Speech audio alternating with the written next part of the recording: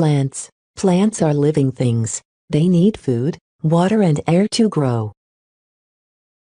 Parts of plants. Leaf, flower, fruit, stem, root. Leaves, petiole, midrib, vein, small netted veins, blade, stems, stem, node, petiole, internodes,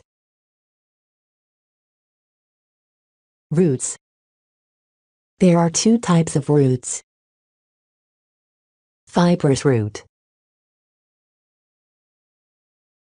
taproot. Kinds of plants. Green plants. Most of the plants are green. They make their own food with the help of light. Non-green plants. Non-green plants cannot make their own food. They grow in water plants. Plants that grow in water. Duckweed,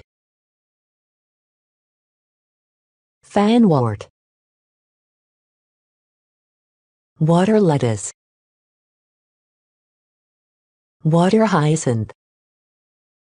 Desert plants. Plants that grow in hot, dry places are desert plants. Cactus.